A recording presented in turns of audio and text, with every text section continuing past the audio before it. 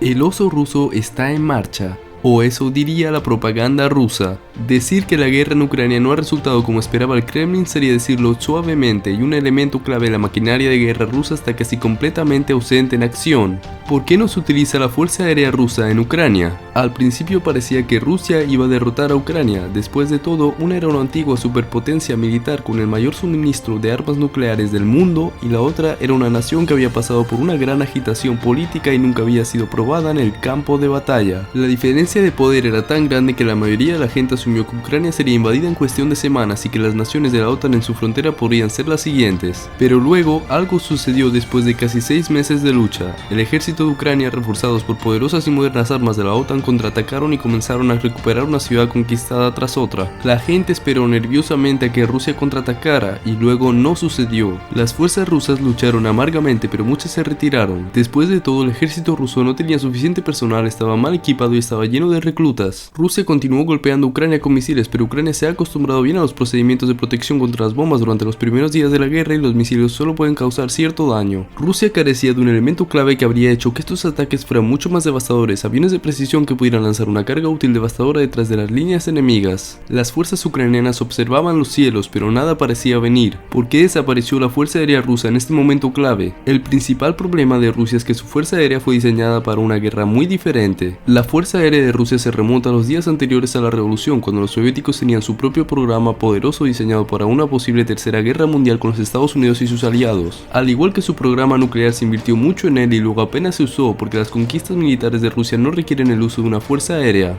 La mayoría de las invasiones que la Unión Soviética logró con éxito fueron hacia el oeste, en los países de Europa del Este, o hacia el sur, en las repúblicas de Asia Central ricas en recursos, pero probablemente poco pobladas. Avanzaron más hacia el sur hasta Afganistán, pero allí solo encontraron problemas, y la mayor parte de su influencia fuera de Euroasia, en lugares como Cuba y Vietnam, fue en gran medida política más que militar. Por lo tanto, la Unión Soviética nunca enfrentó un gran conflicto aéreo, dejando a Rusia sin la experiencia que necesita para conducirse en tal conflicto.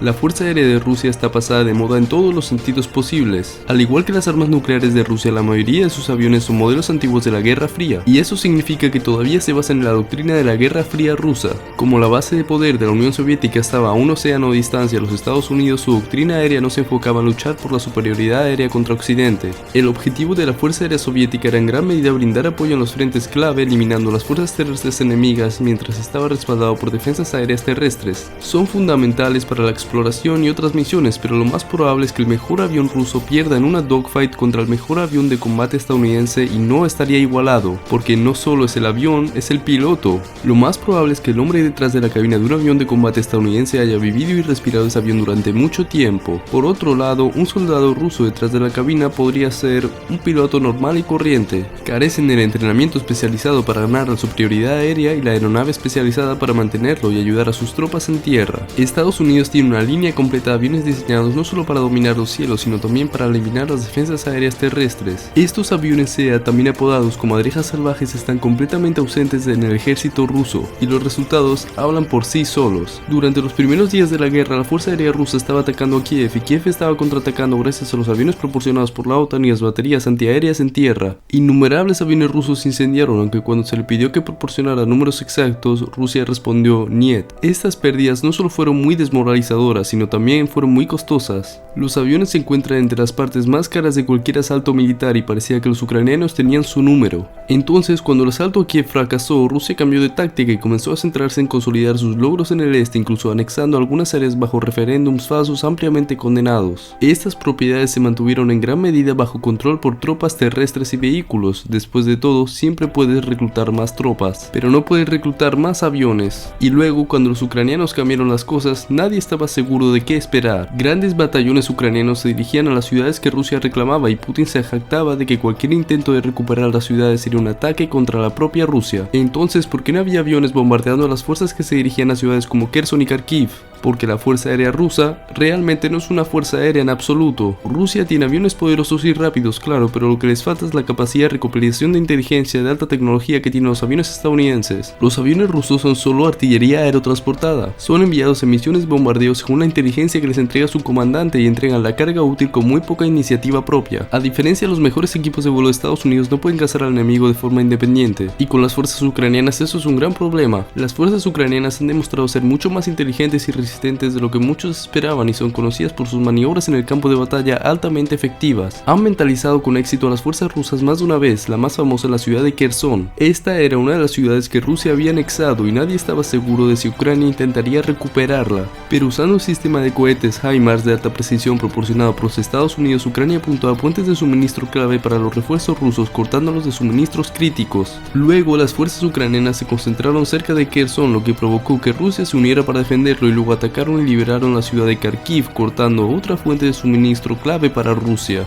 Rusia se vio superada en número en Kherson y pronto perdió esa ciudad también. Y según la información inicial de los comandantes, la Fuerza Aérea Rusa probablemente habría bombardeado el objetivo equivocado y empeorado la situación. Pero los problemas con la Fuerza Aérea Rusa no terminan ahí. Muchos de los aviones rusos que ingresan al espacio aéreo ucraniano no regresan. Kiev informa que su ejército derribó 9 aviones de combate rusos en un periodo de 2 semanas solo en agosto y septiembre y al menos 5 de esas pérdidas han sido confirmadas. Rusia permanece con los labios apretados y Ucrania tampoco revela los detalles de la operación, pero se cree que el arma responsable es un arma antiaérea autopropulsado alemana, lo que significa que Ucrania ni siquiera está arriesgando sus propios aviones para derribar a los rusos. Pero la Fuerza Aérea de Rusia no permaneció en tierra. Unas semanas después de esas pérdidas estaban de vuelta en los cielos golpeando las ciudades ucranianas. La Fuerza Aérea Rusa apuntaba principalmente a posiciones estacionarias de Ucrania, principalmente en el este del país. Los objetivos eran en gran parte áreas de Ucrania que las fuerzas rusas habían abandonado recientemente, esencialmente tratando de hacer inhabitables los recientes avances de Ucrania. Funcionaría. El ataque inicial a la pequeña ciudad liberada de Spirne vio 2 aviones de ataque acompañados por un dron lanzando bombas no guiadas lanzadas en paracaídas. Los ucranianos decidieron que no valía la pena derribarlos y simplemente se retiraron y no estaba claro si alcanzaron objetivos valiosos.